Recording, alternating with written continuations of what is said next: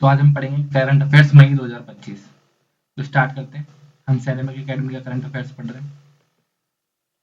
सबसे पहले राजस्थान का से स्टार्ट करते हुए आज ही प्रयास करेंगे 1 से 1.5 घंटे में अपन पूरा कर पाए। दो अगर 2 घंटे भी लगते हैं तो 2 घंटे में वैसे लास्ट अपन करेंगे, वरना फिर आगे इसका सेकंड पार्ट बनाएंगे। ठीक है, तो हम स्टार्ट करते हैं आपके राजस्थान समसामयिकी। राजस्थान समसामयिकी की बात करें तो विधानसभा की समितियां। वर्तमान में विधानसभा अध्यक्ष वासुदेव देवनानी। आपको पता है कि वर्तमान में विधानसभा अध्यक्ष कौन है? आपके वासुदेव देवनानी है। और वर्ष 2025-26 के लिए 30 अप्रैल 2025 को 17 विधानसभा समितियों का गठन किया। कितनी? 17 विधानसभा समितियों का गठन किया। इसमें से सबसे पहले नियम समिति। नियम समिति की कौन है? आपके अध्यक्ष। नियम समिति आपको पता है कि जो नियम कायदे बनाए जाएंगे आपके विधानसभा के लिए, तो वे कौन बनाएगा? विधानसभा का अध्यक्ष से नहीं बनाएंगे, तो उसके अध्यक्ष कौन है? आपके वासुदेव देवनानी है। कार्य संचालन ये भी आपके वासुदेव देवनानी है। सामान्य प्रयोजनों संबंधी समिति, इसके भी वासुदेव देवनानी है। तो प्रथम तीनों के आपके कौन है? वासुदेव देवनानी है। प्रथम तीन इसके वासुदेव देवनानी है। इसके बाद सामान्य प्रयोजन संबंधी के वासुदेव देवनानी तो है, साथ साथ सदस्य उसके सीएम भजनलाल शर्मा भी आपके हैं। लोक लेखा समिति टीकाराम जूली, जो कि नेता प्रतिपक्ष भी हैं। लोक लेखा समिति के अध्यक्ष कौन है? टीकाराम जूली। प्राक्कलन समिति के अध्यक्ष कौन है? अर्जुनलाल जिनकर। बोलिए अर्जुनलाल जिनकर। आप अपन केवल ये उद्देश्य नहीं है कि केवल पढ़ लेना, अपन याद भी करेंगे साथ साथ। हमारा सभी इसमें ये उद्देश्य रहता है कि हम केवल पढ़ें, हम साथ साथ याद भी कर लें। तो लोक लेखा समिति मैं 2-3 बार बोलूंगा, जिससे आप भी अगर दोहराएंगे तो आप भी याद कर पाएंगे। तो लोक लेखा वीडियो थोड़ा लंबा जरूर हो सकता है, पर याद सब कुछ होगा। लोक लेखा समिति अर्जुनलाल जिनकर, सॉरी, लोक लेखा समिति टीकाराम जूली। लोक लेखा समिति टीकाराम जूली। लोक लेखा समिति टीकाराम जूली। लोक लेखा समिति टीकाराम जूली, नेता प्रतिपक्ष भी हैं। प्राक्कलन समिति क्या है? अर्जुनलाल जिनकर। प्राक्कलन समिति क्या है? अर्जुनलाल जिनकर। प्राक्कलन समिति क्या है? अर्जुनलाल जिनकर। प्राक्कलन समिति ख कौन है? बाबू सिंह राठौड़। कौन है? बाबू सिंह राठौड़। प्राक्कलन समिति ख बाबू सिंह राठौड़। कौन है? बाबू सिंह राठौड़। प्राक्कलन समिति ख बाबू सिंह राठौड़ है। राजकीय उपक्रम समिति के कालीचरण सराफ। राजकीय उपक्रम समिति कालीचरण सराफ। राजकीय उपक्रम समिति कालीचरण सराफ। विशेषाधिकार एवं अधीनस्थ विधान समिति केसाराम चौधरी। विशेषाधिकार एवं अधीनस्थ विधान समिति केसाराम चौधरी। प्रश्न एवं संदर्भ समिति संदीप शर्मा। प्रश्न एवं संदर्भ समिति संदीप शर्मा। याचिका एवं सदाचार समिति कैलाश चंद वर्मा। याचिका एवं सदाचार समिति कैलाश चंद वर्मा। याचिका एवं सदाचार समिति कैलाश चंद वर्मा। महिलाओं एवं बालकों के कल्याण संबंधी समिति कल्पना देवी। कल्पना देवी है आपके महिलाओं एवं बालकों के कल्याण संबंधी समिति की अध्यक्ष। कौन है? कल्पना देवी। महिला एवं बालकों के कल्याण संबंधी समिति कल्पना देवी। पिछड़े वर्ग के कल्याण संबंधी समिति नरेंद्र बुढ़ानिया। पिछड़े वर्ग के लिए नरेंद्र। पिछड़े वर्ग के लिए कौन? नरेंद्र। पिछड़े वर्ग के लिए कौन है? नरेंद्र। अनुसूचित जाति कल्याण संबंधी समिति, अनुसूचित जाति के लिए विश्वनाथ मेघवाल। अनुसूचित जाति के लिए विश्वनाथ मेघवाल। विश्वनाथ मेघवाल अनुसूचित जाति। अनुसूचित जाति विश्वनाथ मेघवाल। विश्वनाथ मेघवाल अनुसूचित जाति। ठीक है, अनुसूचित जाति विश्वनाथ मेघवाल। अनुसूचित जनजाति फूल सिंह मीणा। अनुसूचित जनजाति फूल सिंह मीणा। अनुसूचित जनजाति फूल सिंह मीणा। गृह एवं स्थानीय निकाय तथा पंचायत राज संस्थाओं संबंधी समिति जितेंद्र कुमार गोठवाल। गृह एवं स्थानीय निकायों तथा पंचायत राज संस्थानों संबंधी समिति किसके अंदर आती है? इसके अध्यक्ष किसे बनाया गया है? जितेंद्र कुमार गोठवाल को। पुस्तकालय एवं सरकारी आश्वासनों संबंधी समिति हरि सिंह रावत। कौन है? हरि सिंह रावत। हरि सिंह रावत है। अल्पसंख्यकों के कल्याण एवं पर्यावरण संबंधी समिति डॉक्टर दयाराम परमार। देखिए, पर्यावरण पे दया आनी चाहिए, और क्या कहते हैं, मार रहे हैं उनको। अल्पसंख्यकों के कल्याण एवं पर्यावरण संबंधी समिति दया राम परमार। ठीक है, एक बार वापस से जल्दी जो समितियां बनी उनके देखते हैं। नियम समिति के कौन? आपकी नियम समिति के आपके वासुदेव देवनानी। कार्य संचालन समिति के वासुदेव देवनानी। सामान्य प्रयोजन संबंधी समिति के वासुदेव देवनानी है, और इसमें सीएम भजनलाल शर्मा भी इसके सदस्य हैं। लोक लेखा समिति के कौन है? टीकाराम जूली, जो कि नेता प्रतिपक्ष भी है। प्राक्कलन समिति ख के अर्जुनलाल जिनकर है। प्राक्कलन समिति ख के कौन है? आपके बाबू सिंह राठौड़। बोलिए प्राक्कलन समिति ख बाबू सिंह राठौड़। प्राक्कलन समिति ख बाबू सिंह राठौड़। बाबू सिंह राठौड़ प्राक्कलन समिति ख। और क्या कहते हैं आपके राजकीय उपक्रम समिति। राजकीय उपक्रम इसे ऐसे याद कर ले, बाबू ने खाना खाया, खाया ख, तो ख से बाबू सिंह राठौड़। ठीक है, और आपके राजकीय उपक्रम समिति कालीचरण सराफ। राजकीय उपक्रम समिति कालीचरण सराफ। राजकीय उपक्रम समिति कालीचरण सराफ। विशेषाधिकार एवं अधीनस्थ विधान समिति केसाराम चौधरी। विशेषाधिकार एवं अधीनस्थ विधान समिति विशेषाधिकार एवं अधीनस्थ विधान समिति केसाराम चौधरी। केसाराम चौधरी को विशेषाधिकार, केसाराम चौधरी को विशेषाधिकार, किसको विशेषाधिकार? केसाराम चौधरी को। केसाराम चौधरी को विशेषाधिकार एवं अधीनस्थ विधान समिति। प्रश्न एवं संदर्भ समिति संदीप शर्मा को। किसे? संदीप शर्मा को प्रश्न एवं संदर्भ समिति। याचिका एवं सदाचार समिति कैलाश चंद वर्मा। याचिका एवं सदाचार समिति कैलाश चंद वर्मा। याचिका एवं सदाचार समिति कैलाश चंद वर्मा को। याचिका एवं सदाचार समिति किसे है? कैलाश चंद वर्मा को। किसे बताना है याचिका एवं सदाचार?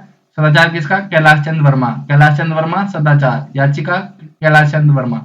महिला एवं बालकों के कल्याण संबंधी समिति कल्पना देवी। कौन? कल्पना। कल्पना में है केवल महिलाओं एवं बालकों का कल्याण। किसमें? कल्पनाओं में।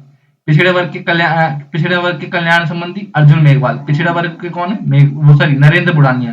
अनुसूचित जाति के लिए मेघवाल और पिछड़े वर्ग के कल्याण के लिए नरेंद्र बुढ़ानिया। कौन? नरेंद्र बुढ़ानिया। पिछड़े वर्ग के कल्याण संबंधी नरेंद्र बुढ़ानिया। पिछड़ा वर्ग नरेंद्र बुढ़ानिया। तो अपन पता है पिछड़े वर्ग की कौन बात करता है? नरेंद्र मोदी। तो पिछड़े वर्ग का नरेंद्र बुढ़ानिया। कौन? नरेंद्र बुढ़ानिया। ऐसे याद करने के लिए है। पिछड़े वर्ग का कल्याण नरेंद्र बुढ़ानिया। पिछड़े वर्ग का कल्याण नरेंद्र बुढ़ानिया। अनुसूचित जाति कल्याण संबंधी समिति, अनुसूचित जाति के लिए कौन है? आपके विश्वनाथ मेघवाल। अनुसूचित जनजाति के लिए फूल सिंह मीणा। मीणा जनजाति में आता है मीणा। और आपको पता है राजस्थान की सबसे ज्यादा जनसंख्या वाली जनजाति कौन है? मीणा। तो कौन होगा अनुसूचित जनजाति कल्याण संबंधी समिति? फूल सिंह मीणा। अनुसूचित जाति विश्वनाथ मेघवाल। गृह एवं स्थानीय निकाय तथा पंचायत राज संस्थानों संबंधी समिति के लिए कौन है? जितेंद्र कुमार गोठवाल। इसने सबको गोठ लिया, देख लो, गृह को गोठ लिया, निकाय को गोठ लिया और पंचायत ही करता है वहां पे। गृह, निकाय, पंचायत। कौन? जितेंद्र कुमार गोठवाल। जितेंद्र कुमार गोठवाल। गृह एवं स्थानीय निकाय तथा पंचायत जितेंद्र कुमार गोठवाल। पुस्तकालय एवं सरकारी आश्वासनों संबंधी समिति हरि सिंह रावत। कौन है? हरि सिंह रावत। पुस्तकालय एवं सरकारी आश्वासन कौन देगा? हरि सिंह रावत। और पढ़ेगा खुद किताब पढ़ेगा और आश्वासन देगा। कौन? हरि सिंह रावत। हरि सिंह रावत। अल्पसंख्यकों के कल्याण एवं पर्यावरण संबंधी दया आनी चाहिए पर्यावरण और अल्पसंख्यकों पे। तो दयाराम परमार। दया तो रख पर राम मार। पर्यावरण का तो यही हाल है भाई, दया रख परमार। पर्यावरण संबंधी समिति। इसके बाद कंवरलाल मीणा की बात करें तो अपने कंवरलाल मीणा जो है बीजेपी विधायक थे अंता 12 से, और 24 मई 2025 को इनकी सदस्यता समाप्त हो गई। क्यों समाप्त हो गई? 2005 में एसडीएम पर पिस्टल तानने के मामले में 3 साल की सजा मिली थी। और हमें पता ही है कि 2 साल से अधिक की सजा के बाद में आपको इस्तीफा देना पड़ता है। ये अपने एक एक्ट बनाया गया था, जनप्रति अधिनियम 1951। तो जनप्रतिनिधि अधिनियम 1951 के तहत आपके इसमें से इस्तीफा देना पड़ता है। इसी के कारण आपको पता हो तो राहुल गांधी को भी इस्तीफा देने की बात चली थी, पर फिर वो बाद में सुप्रीम कोर्ट ने उस सजा को कम कर दिया था। तो 2 साल से अधिक की सजा पे आपको ऐसा करना पड़ता है। तो कंवरलाल मीणा याद रखना। कहाँ से है ये विधायक? अंता 12 से। किधर से है? अंता 12।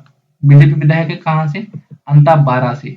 इसके बाद नेक्स्ट राजस्व गांव की बात करें तो राजस्व विभाग ने नए राजस्व गांव के आवश्यक आबादी के मानदंड बदल दिए हैं। अब आवश्यक जो जनसंख्या है वो सामान्य क्षेत्रों में 200 हो गई है, पहले 500 हुआ करती थी, और जनजाति उपयोजना क्षेत्र में 150। तो सामान्य क्षेत्रों में कितनी हो गई है?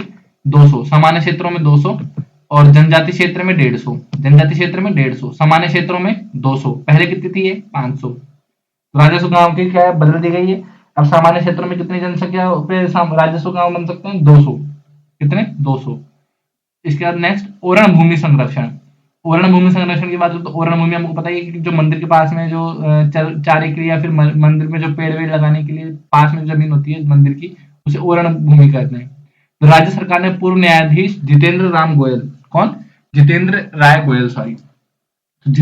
गोयल की अध्यक्षता में समिति गठित की है। टीएन गोड़ावर्मन बनाम भारत संघवाद में सुप्रीम कोर्ट द्वारा दिए आदेश की अनुपालना में यह समिति गठित की गई। ओरण भूमि स्थानीय देवताओं समर्पित वन क्षेत्र होता है। तो इसमें याद रखने वाली बात क्या है?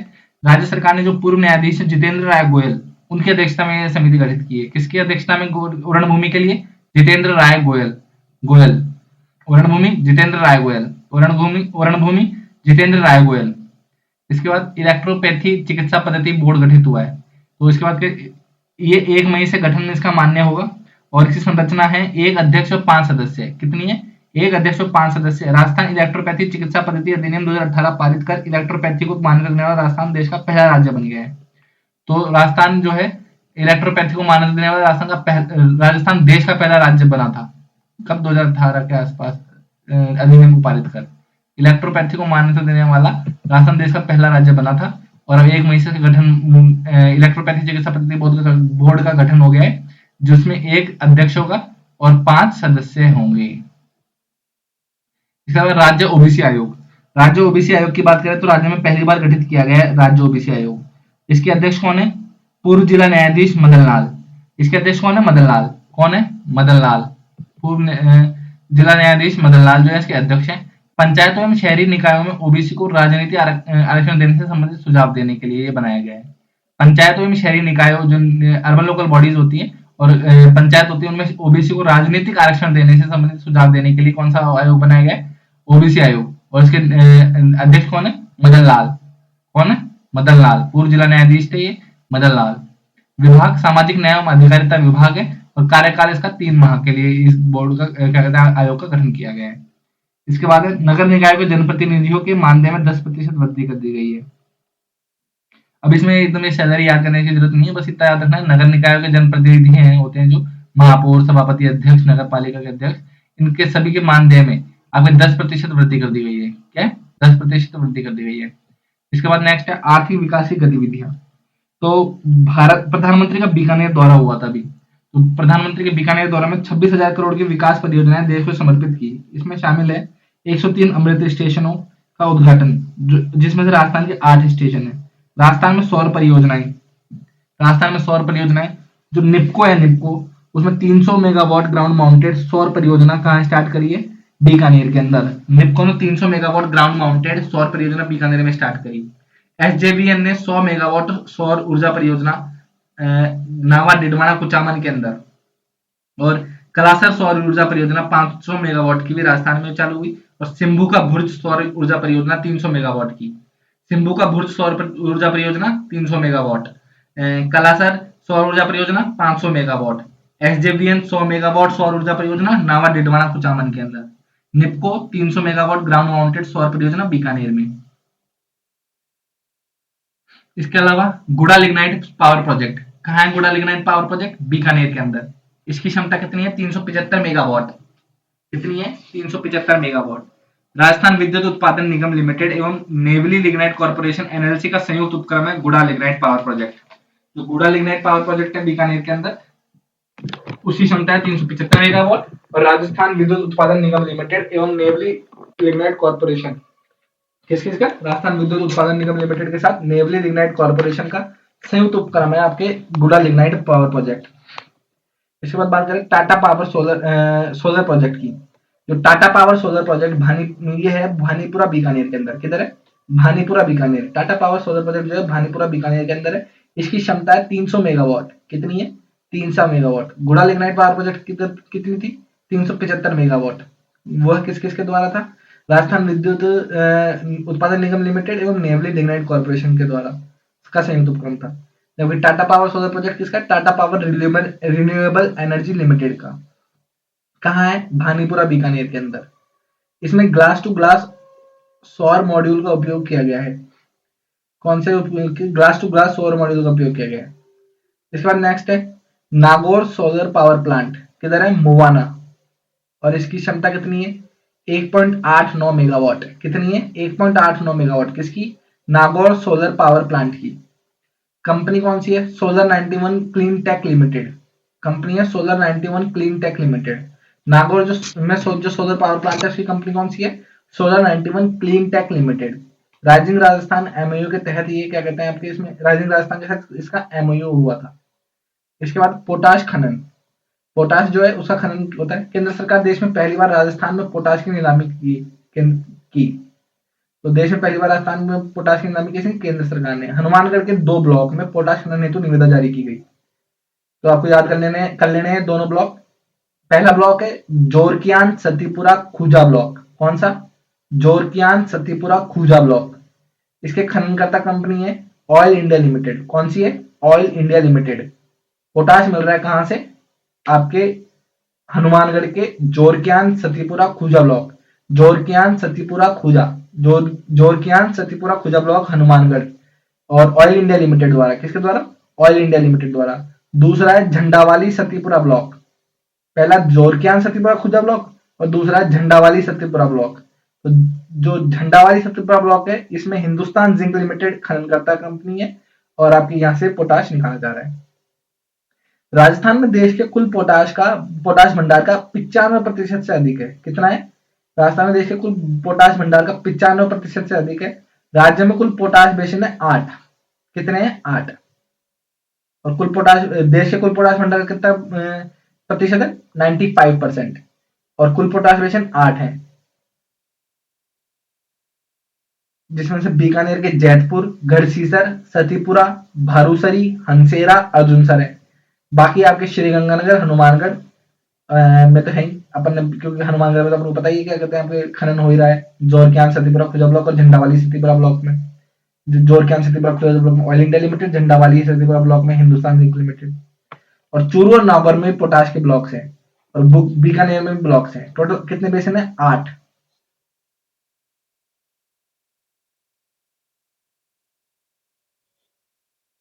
बीकानेर के जैतपुर, घड़सीसर, सतीपुरा, सतीपुरा में देखिए दोनों में बीच में आपके जोरकियान सतीपुरा खुजा ब्लॉक, झंडावाली सतीपुरा, तो सतीपुरा तो हो गई। भारूसरी, हंसेरा और अर्जुनसर है। उपयोग क्या आता है पोटाश का? उर्वरक निर्माण के लिए, यानी फर्टिलाइजर बनाने के लिए, साबुन एवं कांच उद्योग में, कठोर जल के मृदुकरण में। इसके बाद है सांगरी, जो खेजड़ी वृक्ष का फल होता है सांगरी, उसको राजस्थान का 17वां जीआई टैग प्राप्त हो गया है और ये 17वां जीआई टैग प्राप्त उत्पाद बन गया है सांगरी। क्या सांगरी की सब्जी बनती है? तो उसके लिए जो सांगरी होती है 17वां जीआई टैग प्राप्त हुआ है, राजस्थान का 17वां जीआई टैग प्राप्त उत्पाद बन गया है सांगरी। और राजस्थान का कुल 22वां जीआई टैग है ये किसके प्रयास से? स्वामी केशवानंद राजस्थान कृषि विश्वविद्यालय बीकानेर। किसके प्रयास से इसको 17वां जीआई टैग मिला आपके सांगरी को? स्वामी केशवानंद राजस्थान कृषि विश्वविद्यालय बीकानेर। इसके बाद कोटा दर्रा टनल, बात करें कोटा दर्रा टनल की, तो दिल्ली मुंबई एक्सप्रेसवे पर स्थित है कोटा दर्रा टनल। इसकी लंबाई है टोटल 5 किलोमीटर। कोटा दर्रा टनल की बात करें, कितनी लंबाई है इसकी? Total 5 kilometre. कहाँ स्थित है? दिल्ली मुंबई एक्सप्रेसवे पर स्थित है और भारतमाला प्रोजेक्ट के तहत देश की सबसे लंबी टनल है आपके कोटा दर्रा टनल। देश की सबसे लंबी टनल भारतमाला प्रोजेक्ट के तहत कौन सी? कोटा दर्रा टनल है, आपके 5 किलोमीटर लंबी है और दिल्ली मुंबई एक्सप्रेसवे पे है ये। इसके बाद सरस्वती नदी पुनर्जीवन, बात करें सरस्वती नदी पुनर्जीवन की, तो राजस्थान एवं हरियाणा सरकार संयुक्त रूप से कार्य करेगी। सरस्वती नदी के पुनर्जीवन के लिए कौन सी सरकारें दोनों संयुक्त रूप से कार्य करेंगी? आपके राजस्थान एवं हरियाणा सरकार संयुक्त रूप से कार्य करेगी सरस्वती नदी के पुनर्जीवन के लिए। तकनीकी सहयोग इसरो, काजरी जोधपुर और आईआईटी बीएचयू एवं डेनमार्क के द्वारा किया जाएगा। तकनीकी सहयोग किस किस के द्वारा किया जाएगा? इसरो, काजरी जोधपुर, आपके आईआईटी बीएचयू एवं डेनमार्क। तो सरस्वती नदी पुनर्जीवन योजना याद रहेगी, राजस्थान एवं हरियाणा सरकार के संयुक्त रूप से कार्य करेगी। इसके अंदर तकनीकी सहयोग आपके इसरो, काजरी जोधपुर, आईआईटी बीएचयू एवं डेनमार्क के द्वारा दिया जाएगा। इसके बाद है public financial management and training institute, public financial management and training institute PMFTI एवं द सेंटर फॉर इन्वेस्टमेंट। कौन कौन से? Public financial management and training institute एवं the centre for investment education and learning private limited, CIL के बीच MOU हुआ है। तो public financial management and training institute एवं the centre for investment education and learning private limited के बीच MOU हो गया है। इसका उद्देश्य क्या है? राज्य सरकार के अधिकारियों एवं कार्मिकों की वित्तीय साक्षरता एवं जागरूकता बढ़ाना। क्या है?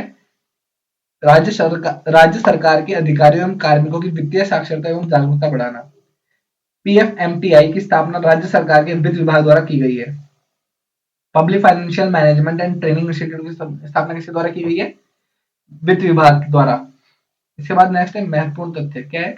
रेल मंत्रालय ने राज्य में 2 रेल परियोजनाओं हेतु 117.40 करोड़ की राशि स्वीकृति की है। एक तो मेड़ता सिटी से रास 51.40 किलोमीटर, और दूसरा पुष्कर से मेड़ता 51.34 किलोमीटर।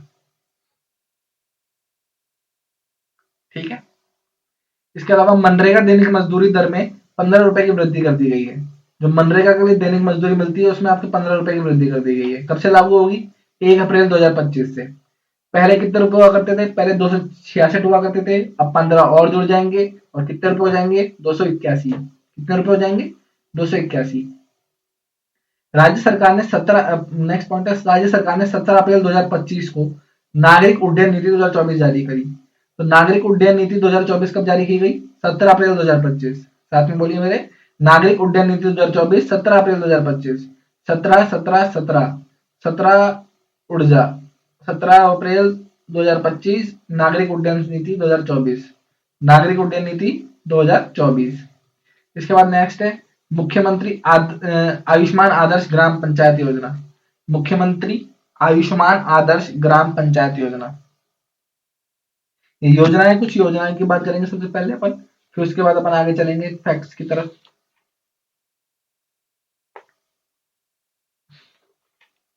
तो कौन सी योजना है? मुख्यमंत्री आयुष्मान आदर्श ग्राम पंचायत योजना। इसी घोषणा 2025-26 के बजट में हुई। और जैसा आपको पता है आयुष्मान भारत और क्या कहते हैं आदर्श ग्राम पंचायत, इन दोनों को मिला के ये वो बनाया गया। इसमें लक्ष्य है पूर्णतः निरोगी गांवों को आयुष्मान आदर्श ग्राम घोषित कर 11 लाख की प्रोत्साहन राशि दी जाएगी। जो आपके निरोगी पूर्णतः निरोगी गांव हो जाएंगे उनको आयुष्मान आदर्श ग्राम घोषित कर दिया जाएगा और 11 लाख रुपए, कितने? 11 लाख का प्रोत्साहन राशि दी जाएगी। यह है मुख्यमंत्री आयुष्मान आदर्श ग्राम पंचायत योजना। हर ब्लॉक की एक ग्राम पंचायत को 10 पैरामीटर्स पर खरा उतरने पर प्रमाण पत्र एवं पुरस्कार प्रदान किया जाएगा। जो हर ब्लॉक है ना, उसके हर ब्लॉक की ग्राम पंचायत को 10 पैरामीटर्स पर खरा उतरने पर ये क्या पुरस्कार प्रदान किया जाएगा। कितने रुपए में? 11 लाख रुपए। 10 पैरामीटर्स कौन से हैं? आपके टीबी मुक्त होना चाहिए ग्राम पंचायत, सभी संस्थागत प्रसव होने चाहिए, यानी कि सारी इंस्टीट्यूशनल डिलीवरीज होनी चाहिए। जो बच्चे जन्म करते हैं वो इंस्टीट्यूशनल होने चाहिए, घर मतलब हॉस्पिटल्स में होने चाहिए। तीसरा, प्रसव पूर्व देखभाल सेवाएं होनी चाहिए। चौथा, टीकाकरण होना चाहिए 100%। जो आपके टीका दिया जाता है बच्चों को जन्म के बाद, और उसके वो 100% होना चाहिए। इसके बाद हाइपरटेंशन, डायबिटीज स्क्रीनिंग, मतलब हाइपरटेंशन और डायबिटीज की स्क्रीनिंग 100% होनी चाहिए। छठा, माँ योजना कार्ड एवं पीएमजेवाई कार्ड का वितरण 100% होना चाहिए। माँ योजना कार्ड एवं पीएमजेवाई का जो पीएम प्रधानमंत्री जन ये कार्ड है, इसका वितरण, इसका आपके जो कार्ड है इसका भी 100% वितरण होना चाहिए। कौन सा? माँ योजना कार्ड एवं पीएमजेवाई कार्ड। तंबाकू मुक्त ग्राम पंचायत होना चाहिए 100%। तंबाकू मुक्त ग्राम पंचायत होना चाहिए। नागरिकों की स्वास्थ्य जांच जांच 60 साल से अधिक उम्र वाले बच्चों की स्वास्थ्य जांच की जा सके वहां पर। मोतियाबिंद की जांच एवं उपचार, मोतियाबिंद जो कैटरेक्ट बीमारी होती है उसकी जांच एवं उपचार किया जा सके 100%। खसरा का टीकाकरण, जो मीजल्स बीमारी है उसका भी टीकाकरण होता हो। ये 10 पैरामीटर्स होने चाहिए और पूर्णतः निरोगी गांव को आयुष्मान आदर्श ग्राम घोषित कर आपके 11 लाख की प्रोत्साहन राशि मिलेगी। फिर पढ़ लें एक बार जल्दी जल्दी। टीबी मुक्त होना चाहिए, संस्थागत प्रसव होना चाहिए, प्रसव पूर्व देखभाल सेवाएं होनी चाहिए, टीकाकरण होना चाहिए, हाइपरटेंशन और डायबिटीज की स्क्रीनिंग होनी चाहिए, माँ योजना कार्ड और पीएमजेवाई कार्ड होना चाहिए, तंबाकू मुक्त ग्राम पंचायत होनी चाहिए 100%, नागरिकों की स्वास्थ्य जांच होनी चाहिए 60 साल से ऊपर वालों की, मोतियाबिंद की जांच एवं उपचार किया जाना चाहिए, मीसल्स का टीका होना चाहिए। इसके बाद है आपके बर्तन बैंक योजना। बर्तन बैंक की बात करें तो ये भी काफी यूनिक कॉन्सेप्ट है। इस बार इन्होंने लेके आए, ये किसी दिमाग में कौन है ये पता नहीं, ये आइडिया। तो बजट 2025-26 में बर्तन बैंक की योजना की घोषणा की गई। तो प्रथम चरण में आपके 1000 ग्राम पंचायतों को 1-1 लाख के रुपए के स्टील बर्तन उपलब्ध कराए जाएंगे। तो प्रथम चरण में 1000 ग्राम पंचायतों को 1-1 लाख के स्टील बर्तन उपलब्ध कराए जाएंगे। और उद्देश्य क्या है? प्लास्टिक का उपयोग हतोत्साहित करने के लिए। और राज्य का पहला बर्तन बैंक कोटा जिले की खैराबाद पंचायत समिति में शुरू किया गया था। तो ये इसमें ये सवाल पूछा जा सकता है भाई, एक तो पहले 1000 गांवों को 1-1 लाख रुपए के स्टील के बर्तन दिए जाएंगे। उद्देश्य क्या है भाई? प्लास्टिक कम करना और आपके कहाँ खोला गया था पहला बर्तन बैंक? तो इन्होंने फैक्ट दे रखा है, तो याद किया जाना चाहिए अपने द्वारा। कोटा जिले की, क्योंकि आजकल आपको पता ही कुछ भी पूछ रहे हैं करंट अफेयर्स के नाम पे। तो कोटा जिले की खैराबाद पंचायत समिति में शुरू हुई। कोटा जिले की खैराबाद पंचायत समिति में शुरू हुआ ये बर्तन बैंक, जो था पहला बर्तन बैंक। इसके बाद अरावली ग्रीन वॉल परियोजना, काफी समय से ये आपकी चलती आ रही है। तो इसका प्रारंभ हुआ था 25 मार्च 2023 को। कब हुआ? 25 मार्च 2023 में ही अरावली ग्रीन वॉल परियोजना स्टार्ट हो गई थी, टिकली हरियाणा से। कहाँ से? टिकली हरियाणा से स्टार्ट हुई थी।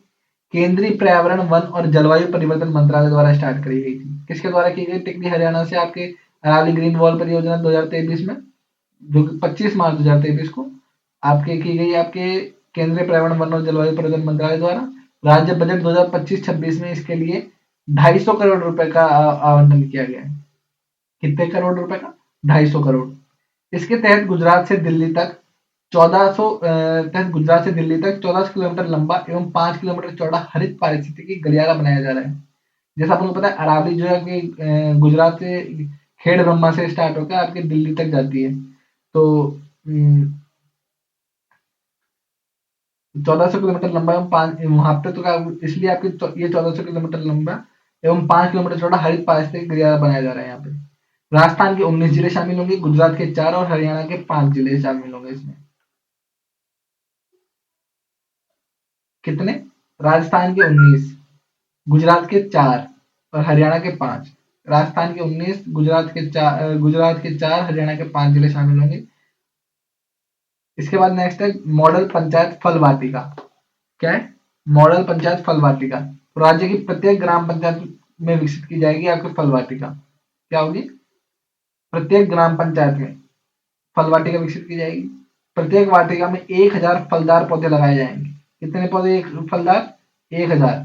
तो प्रत्येक ग्राम पंचायत में फल वाटिका लगाई जाएगी। 1000 क्या कहते हैं, एक प्रत्येक वाटिका में 1000 फलदार पौधे लगाए जाएंगे। 3 वर्ष तक ग्रामीण विकास विभाग इनका रख रखाव करेगा। कितने वर्ष तक? 3 वर्ष तक ग्रामीण विकास विभाग इनका रख रखाव करेगा। प्रत्येक वाटिका में 1000 फलदार पौधे 3 वर्ष तक आपके रखाव करेगा ग्रामीण विकास विभाग, और प्रत्येक ग्राम पंचायत में विकसित की जाएगी मॉडल पंचायत फल वाटिका। इसके बाद है शैक्षिक नवाचार पठन प्रवाह। शैक्षिक नवाचार पठन प्रवाह की बात करें तो ये चालू हुआ 28 अप्रैल 2025 को। शैक्षिक नवाचार पठन प्रवाह जो ये हुई 28 अप्रैल 2025 को राज्य के सरकारी विद्यालयों में कक्षा 3 से 8, जैसा नाम से समझ में आ रहा है, शैक्षिक नवाचार पठन प्रवाह। तो कक्षा 3 से 8 तक के बच्चों को हिंदी विषय का मौखिक पठन प्रवाह का आकलन एआई के जरिए होगा। हिंदी विषय में जैसे मौखिक पठन प्रवाह जो है उसका आकलन किसके द्वारा किया जाएगा? एआई, आर्टिफिशियल इंटेलिजेंस के द्वारा। ये है शैक्षिक नवाचार पठन प्रवाह। ये 28 अप्रैल 2025 से ये प्रारंभ हुआ। इसके बाद नेक्स्ट है भगवान देवनारायण जी कॉरिडोर। कहाँ? भीलवाड़ा में। भगवान देवनारायण जी कॉरिडोर कहाँ खोला जा रहा है? भीलवाड़ा। भगवान देवनारायण जी कॉरिडोर भीलवाड़ा।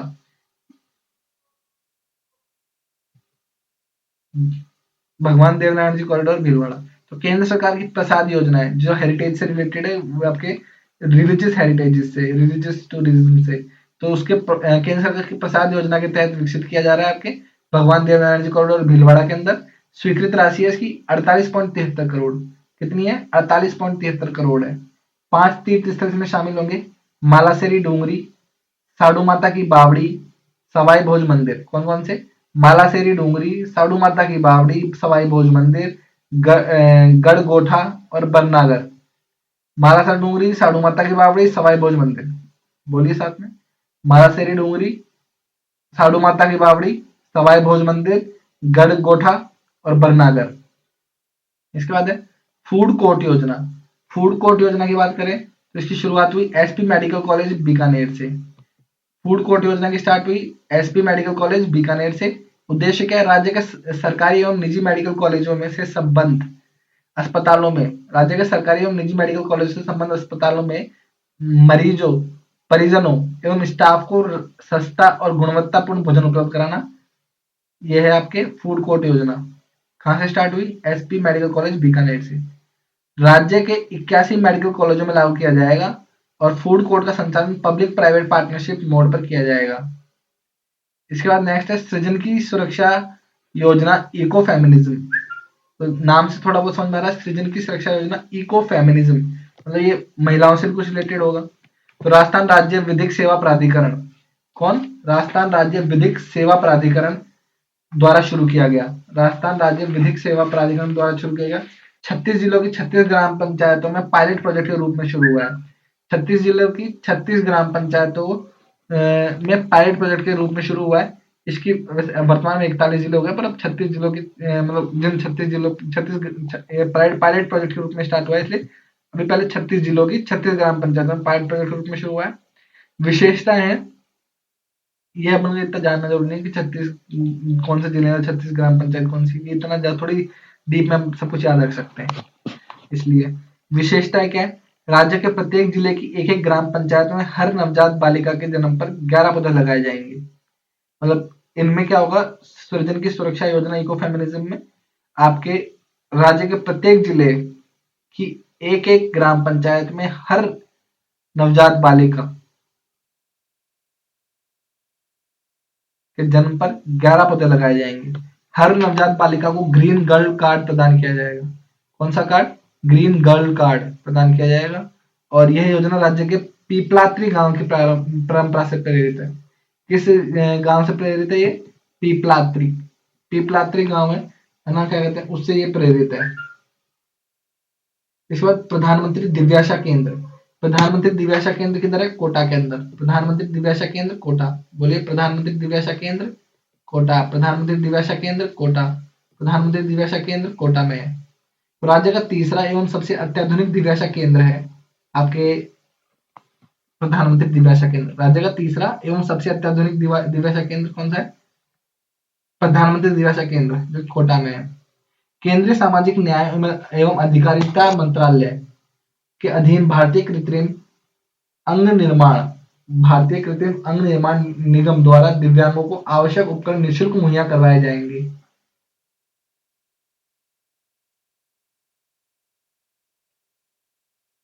इसके बाद मुख्यमंत्री नारी शक्ति उद्यम प्रोत्साहन योजना। तो पहले इसकी अवधि थी आपके 2021 से 31 मार्च 2025 तक। कब तक थी? 31 मार्च 2025 तक। अब इसकी अवधि बढ़ाकर 2028-29 तक कर दी गई है। और अपन इसके बारे में मुख्यमंत्री नारी शक्ति उद्यम प्रोत्साहन योजना के बारे में अपन इकोनॉमिक सर्वे में पढ़ लेंगे। राज्य सहकारिता विभाग द्वारा श्री अन्न आउटलेट्स योजना का संचालन किया जाएगा। राज्य सहकारिता विभाग है, उसके द्वारा किया जाएगा श्री अन्न आउटलेट्स योजना। तो श्री अन्न आउटलेट्स योजना किसके द्वारा? राज्य सहकारिता विभाग, state cooperative department. State cooperative department के द्वारा किया जाएगा श्री अन्न आउटलेट्स योजना का संचालन। श्री अन्न आउटलेट्स योजना का संचालन राज्य सहकारिता विभाग द्वारा। अभियान की बात करें तो कर्मयोगी कौशल, अब कुछ अभियानों की बात कर लेते हैं जल्दी जल्दी। तो कर्मयोगी कौशल सप्ताह मिशन कर्मयोगी के अंतर्गत 21 से 25 अप्रैल तक मनाया गया। कर्मयोगी कौशल सप्ताह जो था आपके मिशन कर्मयोगी के अंतर्गत 21 से 25 अप्रैल तक, तो याद रखिएगा कर्मयोगी कौशल सप्ताह का मना अप्रैल 21 से 25 अप्रैल। मेरी बस मेरी जिम्मेदारी, राजस्थान राज्य पथ परिवहन निगम द्वारा, राजस्थान राज्य पथ परिवहन निगम द्वारा चालू किया गया कौन सा? मेरी बस मेरी जिम्मेदारी अभियान। मेरी बस मेरी जिम्मेदारी अभियान, राजस्थान राज्य पथ परिवहन निगम। सघन गुण नियंत्रण अभियान, इसकी अवधि क्या रही? 15 मई से 10 जुलाई। सघन गुण नियंत्रण अभियान 15 मई से 10 जुलाई, कृषि विभाग राजस्थान सरकार द्वारा। सघन गुण नियंत्रण अभियान 15 मई से 10 जुलाई, कृषि विभाग राजस्थान सरकार द्वारा किसान को खरीफ फसल हेतु बीज, उर्वरक निर्धारित दरों पर समय पर उपलब्ध कराने हेतु ये की गई। तो किसानों को खरीफ फसल हेतु बीज उर्वरक निर्धारित दरों पर समय पर उपलब्ध कराने के लिए कौन सी? सघन गुण नियंत्रण अभियान चालू की गई, कृषि विभाग राजस्थान सरकार द्वारा की गई थी। इसके बाद नेक्स्ट है ऑपरेशन स्माइल। जयपुर पुलिस द्वारा ट्रांसजेंडर समुदाय को उनके अधिकारों के बारे में जागरूक करने हेतु आयोजित की गई ऑपरेशन स्माइल। ऑपरेशन स्माइल जो है जयपुर पुलिस द्वारा ट्रांसजेंडर समुदाय को उनके अधिकारों के बारे में जागरूक करने हेतु आयोजित। जयपुर पुलिस द्वारा ट्रांसजेंडर समुदाय को उनके अधिकारों से के प्रति जागरूक करने हेतु आयोजित कौन सी थी? Operation smile. ऑपरेशन शील्ड की बात करें तो इसके तहत 31 मई को राज्य में मॉक ड्रिल अभ्यास किया गया था। नेक्स्ट है अमृत जलम अभियान। अमृत जलम अभियान की बात करें, राजस्थान पत्रिका द्वारा 5 जून से शुरू हुआ अमृत जलम अभियान। अमृत जलम अभियान कब स्टार्ट हुआ? राजस्थान पत्रिका द्वारा 5 जून से शुरू हुआ। अमृत जलम अभियान राजस्थान पत्रिका द्वारा 5 जून से शुरू हुआ। राज्यों के जलाशयों के पुनर्जीवन हेतु, राज्यों के जलाशयों के पुनर्जीवन हेतु स्टार्ट हुआ आपके अमृत जलम अभियान। किसके द्वारा किया गया? राजस्थान पत्रिका द्वारा। कब से? 5 जून से। इसके बाद नेक्स्ट है विकसित कृषि संकल्प अभियान। तो 29 मई से 12 जून तक चला ये। रलावता गांव किशनगढ़ अजमेर से इसकी शुरुआत हुई। विकसित कृषि संकल्प अभियान की शुरुआत कहां से हुई? रलावता गांव किशनगढ़ अजमेर। संचालन केंद्र और राज्य सरकार तथा आईसीआर के द्वारा। उद्देश्य क्या था विकसित कृषि संकल्प अभियान का, जो कि रलावता गांव किशनगढ़ अजमेर में हुआ? इसका था लैब टू लैंड, मतलब जो लैब में आपके वैज्ञानिकों द्वारा जो खोज की जाती है, जो सिद्धांत बनाए जाते हैं, वो आपके जमीनी स्तर तक पहुंचे। तो राज्य के सभी जिलों के 330 ब्लॉक के 3959 गांवों में संचालित की जा रही है विकसित कृषि संकल्प अभियान किया गया।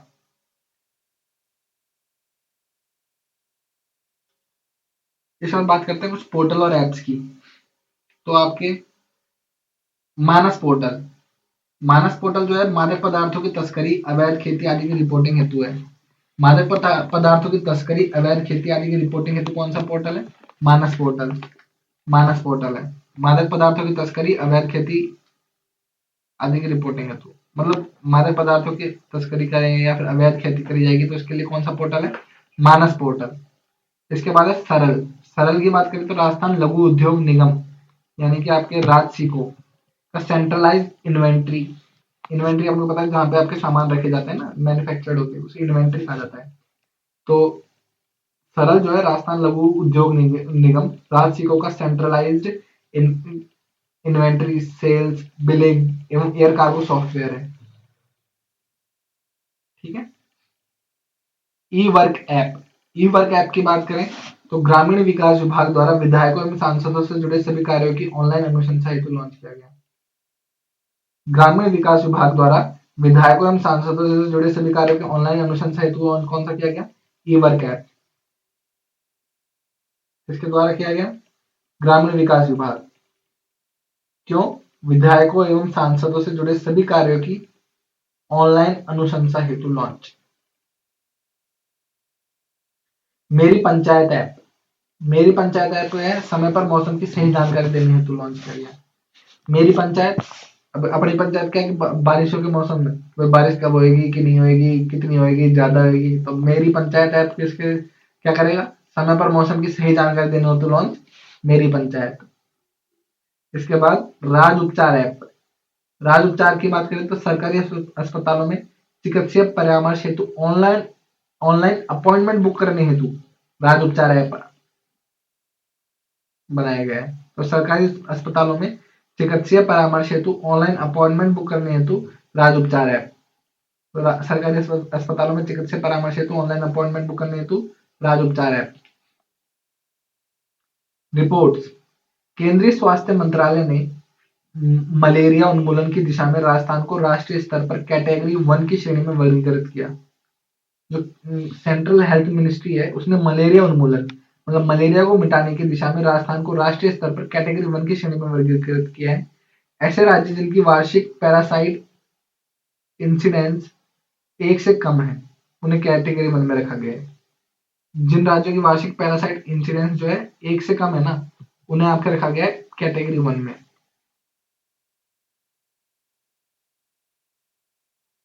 शेरगढ़ ब्लॉक कहाँ है? जोधपुर में। ये आकांक्षी ब्लॉक कार्यक्रम में है। पश्चिमी भारत में फर्स्ट रैंक पर रहा और देश भर में 18वें रैंक पर। इसे इसलिए 1.5 करोड़ की प्रोत्साहन राशि भी मिलेगी। तो शेरगढ़ ब्लॉक जो है जोधपुर के अंदर है, शेरगढ़ ब्लॉक। और ये है ना आपके एस्पिरेशनल ब्लॉक कार्यक्रम, एस्पिरेशन ब्लॉक प्रोग्राम है, उसके अंदर आपके पश्चिमी भारत में तो फर्स्ट रैंक पर रहा और देश भर में 18वें रैंक पर। कौन सा? शेरगढ़ ब्लॉक जोधपुर। इसके बाद national dairy development board. National dairy development board की बात करें आपके तो ये 2024 के आंकड़ों के अनुसार देश में प्रति व्यक्ति दूध खपत में राजस्थान शीर्ष राज्य बन गया है। प्रतिदिन 459 ग्राम है अपनी दूध की खपत। तो नेशनल डेयरी डेवलपमेंट बोर्ड के वर्ष 2024 के आंकड़ों के अनुसार देश में प्रति व्यक्ति दूध खपत में राजस्थान शीर्ष राज्य में आ गया है और प्रतिदिन 459 ग्राम है वो। दूसरा स्थान पंजाब का है, तीसरा स्थान हरियाणा का है। दूसरा स्थान किसका है? पंजाब का। और तीसरा हरियाणा का है। अमृत सरोवर निर्माण में राजस्थान का देश में चौथा स्थान रहा। आपके राज्य में 3138 अमृत सरोवर निर्मित किए गए। पहला स्थान रहा उत्तर प्रदेश का। ये तो इसमें पहला स्थान उत्तर प्रदेश का रहना ही था, क्योंकि इसमें आपको पता है कि 75 उसके लिए 75 हर जिले में 75 के आसपास बनाए जा रहे थे। तो जिलों के हिसाब से तो जिले आपके उत्तर प्रदेश में जहाँ सर्वाधिक जिले होंगे, तो सीधी सी बात है आपके उत्तर प्रदेश ही पहले स्थान पे रहने वाला था इसमें जनसंख्या के आधार पे, उस जिलों के आधार पे। तो अमृत सरोवर निर्माण में राजस्थान का देश में चौथा स्थान रहा और 3138 अमृत सरोवर निर्मित किए गए।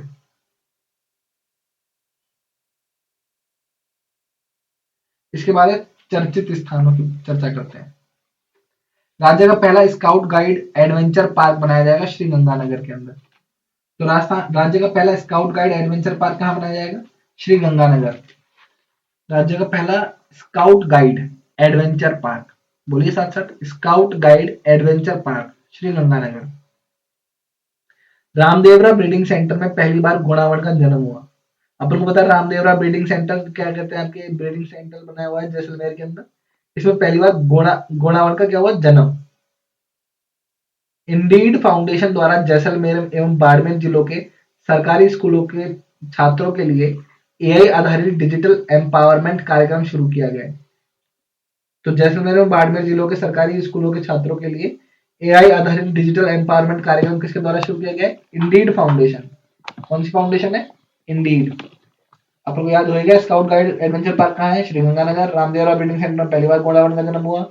इंडीड फाउंडेशन द्वारा जैसलमेर एवं बाड़मेर जिलों के सरकारी स्कूलों के छात्रों के लिए एआई आधारित डिजिटल एम्पावरमेंट कार्यक्रम शुरू किया गया।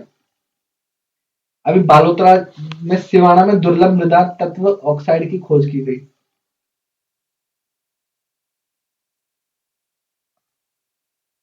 सिवाना में दुर्लभ मृदा तत्व ऑक्साइड की खोज हुई है। करीब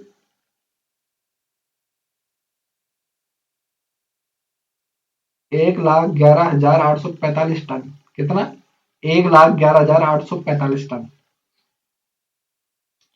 इसके अलावा राजस्थान केंद्रीय विश्वविद्यालय बांदर सिंदरी में महामारी के नए वायरस पर रिसर्च के लिए प्रदेश की पहली हाईटेक लैब बनाई जा रही है अजमेर में।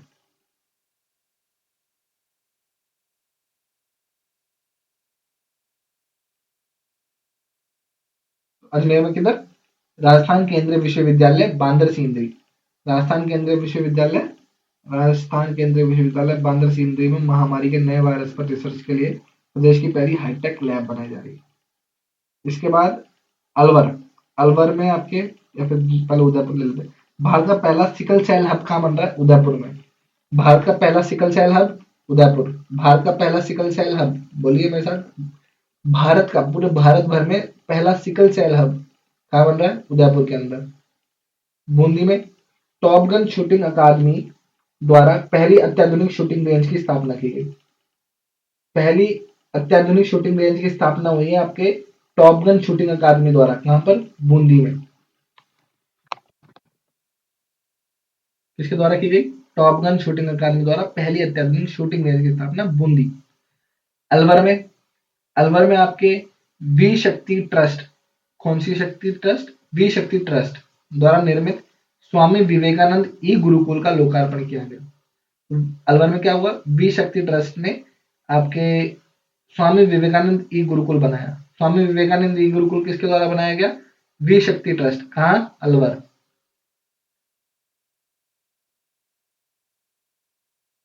इसके अलावा राजस्थान का पहला साइबर सपोर्ट सेंटर 24 मई को जयपुर पुलिस कमिश्नरेट में शुरू हुआ। राजस्थान का पहला साइबर सपोर्ट सेंटर कहाँ चालू हुआ? Police commissionerate Jaipur. ठीक है, राजस्थान का पहला cyber support centre police commissionerate Jaipur. Cyber support centre Rajasthan का पहला police commissionerate Jaipur. Responsible netizens NGO जो कि मुंबई का है, के सहयोग से स्थापित हुआ ये। और आर्थिक सहयोग किसका था? कोकटा फाउंडेशन का। जो राजस्थान का पहला साइबर सपोर्ट सेंटर हुआ किसके द्वारा? रेस्पॉन्सिबल नेटिजन्स एनजीओ मुंबई के सहयोग से स्थापित। और आर्थिक सहयोग किया आपके कोकटा फाउंडेशन ने। किसने? कोकटा फाउंडेशन। इसके अलावा राधा कृष्ण शिक्षा संकुल स्थित कार्यालय राजीव गांधी विद्या भवन का नाम पुण्य श्लोका देवी अहिल्याबाई होलकर भवन कर दिया गया है। जो राधा कृष्ण शिक्षा संकुल था राधा कृष्ण शिक्षा संकुल में स्थित जो कार्यालय था राजीव गांधी विद्या भवन, जो राजीव गांधी विद्या भवन का नाम अब उन्होंने कर दिया है पुण्य श्लोका देवी अहिल्याबाई होलकर भवन। क्या कर दिया है? पुण्य श्लोका देवी अहिल्याबाई होलकर भवन।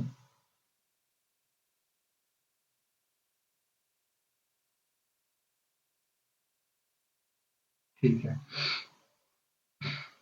नेक्स्ट पढ़ते हैं जोधपुर। जोधपुर में Vande Bharat superfast train maintenance depot बनाया जा रहा है। कहाँ बनाया जा रहा है?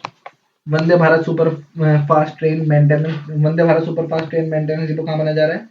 जोधपुर में। यह राज्य का पहला कोच मेंटेनेंस डिपो और वर्कशॉप है। राज्य का पहला कोच मेंटेनेंस डिपो और वर्कशॉप है जोधपुर के अंदर, जिसमें Vande Bharat superfast train maintenance depot बनाया जा रहा है। MBM विश्वविद्यालय जोधपुर द्वारा घर से वोट डालने के लिए ब्लॉकचेन तकनीक आधारित ब्लॉक वोट सिस्टम बनाया है। तो MBM विश्वविद्यालय जोधपुर द्वारा घर से वोट डालने के लिए ब्लॉकचेन तकनीक आधारित ब्लॉक वोट सिस्टम बनाया है। ठीक है, इसके बाद IIT जोधपुर ने पानी में आर्सेनिक प्रदूषण का पता लगाने वाली मोबाइल सेंसर तकनीक विकसित की है। किसने? IIT जोधपुर ने पानी में आर्सेनिक प्रदूषण का पता लगाने वाली मोबाइल सेंसर टेक्निक विकसित की है। किसने? IIT जोधपुर ने।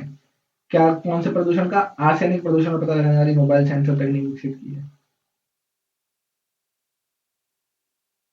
डॉक्टर सर्वपल्ली राधाकृष्णन राजस्थान आयुर्वेद विश्वविद्यालय जोधपुर द्वारा देश का पहला पंचगन्य PG डिप्लोमा कोर्स शुरू किया गया है। तो डॉक्टर सर्वपल्ली राधाकृष्णन राजस्थान आयुर्वेद विश्वविद्यालय द्वारा जोधपुर द्वारा देश का पहला पंचगन्य PG डिप्लोमा कोर्स शुरू किया गया है। कौन सा? पंचगन्य PG डिप्लोमा कोर्स शुरू किया गया डॉक्टर सर्वपल्ली राधाकृष्णन आयुर्वेद विश्वविद्यालय जोधपुर द्वारा। IIT जोधपुर में साइंस ऑफ हैप्पीनेस और बिहेवियर लैब शुरू की जाएगी। कहां पर? IIT जोधपुर में। क्या स्टार्ट किया जाएगा? साइंस ऑफ हैप्पीनेस और behaviour lab. Science of happiness और बिहेवियर कहाँ की जाएगी? IIT जोधपुर में। साइंस ऑफ हैप्पीनेस और behaviour lab IIT Jodhpur. Science of happiness और behaviour lab IIT Jodhpur. Science of happiness और behaviour lab IIT Jodhpur. Genome sequencing project research में राज्य के 2 संस्थान शामिल हैं, एक एम्स जोधपुर और एक IIT जोधपुर। जो जीनोम सीक्वेंसिंग प्रोजेक्ट होता है उसके रिसर्च में राज्य के 2 संस्थान शामिल हैं, एम्स जोधपुर और IIT जोधपुर। इसके बाद चर्चित स्थान के बाद हम पढ़ेंगे चर्चित व्यक्तित्व कि किन किन व्यक्तियों की क्या नियुक्तियां हुई हैं, आपके किनका निधन हो गया, किन हस्तियों का, और अन्य भी इसके बारे में। फिर इसके बाद है पुरस्कार एवं सम्मान, और पुरस्कार एवं सम्मान के बाद आपके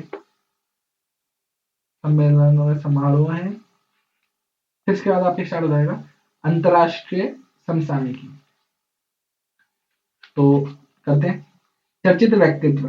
चर्चित व्यक्तित्व की बात करें तो justice KR Shriram Rajasthan high court के 43वें मुख्य न्यायाधीश ये आपके नियुक्त हो गए हैं। कौन? Justice KR Shriram. बोलिए मेरे साथ, justice KR Shriram Rajasthan high court के 43वें मुख्य न्यायाधीश। जस्टिस KR श्रीराम जो है मद्रास हाईकोर्ट से राजस्थान हाईकोर्ट आए, ठीक। और justice M Mohan Srivastava Rajasthan high court से मद्रास हाईकोर्ट चले गए। मतलब अपन जो M मोहन श्रीवास्तव अभी इस समय आपके वो थे मुख्य न्यायाधीश, वो कहाँ चले गए? मद्रास हाईकोर्ट। और KR श्रीराम जो थे मद्रास हाईकोर्ट से राजस्थान हाईकोर्ट आ गए और 43वें मुख्य न्यायाधीश बन गए राजस्थान के। कौन से नंबर के? 43rd। इसके बाद मनीषा चाहर। मनीषा चाहर की बात करें तो राजस्थान की टीम की बॉक्सिंग कोच नियुक्त हुई है। राजस्थान की टीम की बॉक्सिंग कोच कौन नियुक्त हुई है? मनीषा चाहर। मनीषा चाहर जो है आपके राजस्थान की टीम की कोच नियुक्त हुई है, बॉक्सिंग कोच। राजस्थान की टीम की बॉक्सिंग कोच नियुक्त हुई है कौन? मनीषा चाहर। दीपेंद्र सिंह खंगारोत राजस्थानी तीरंदाजी संघ के अध्यक्ष बन गए हैं। दीपेंद्र सिंह खंगारोत राजस्थानी तीरंदाजी संघ के अध्यक्ष बन गए। दीपेंद्र सिंह खंगारोत किसके बन गए? राजस्थानी तीरंदाजी संघ। दीपेंद्र सिंह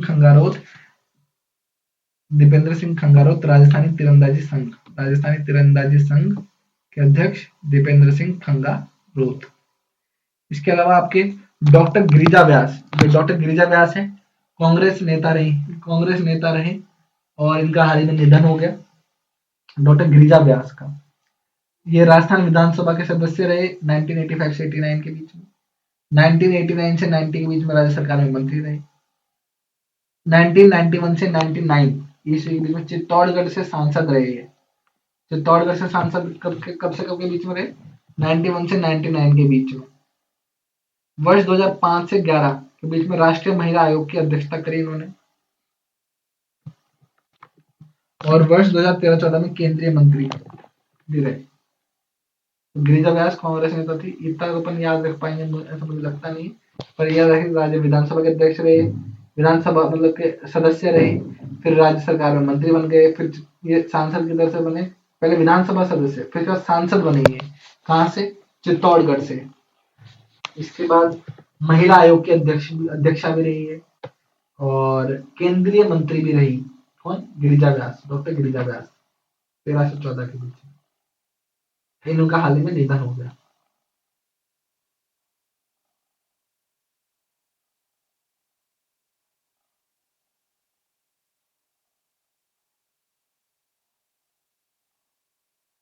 कवि बशीर अहमद मयूख की बात करें तो इनका संबंध कोटा से है। जैन आगम ग्रंथ, आगम मतलब आपके जो पौराणिक और ये सब होते हैं उसे आगम कहा जाता है। तो जैन आगम ग्रंथों, वेदों आदि पर लेखन के लिए जाने जाते हैं कौन? कवि बशीर अहमद मयूख। किधर से संबंधित है? आपके कवि बशीर अहमद मयूख कोटा से।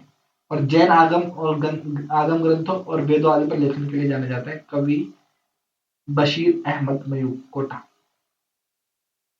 अन्य खेत सिंह पुरोहित, अभी अपन थोड़ी देर पहले पढ़े थे। दीपेंद्र सिंह खंगारोत, वो क्या थे?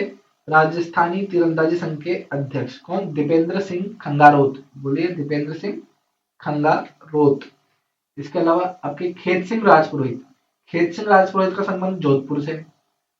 खेत सिंह राजपुरोहित जो है फोर्ब्स 30 अंडर 30 एशिया 2025 सूची में शामिल हो गए।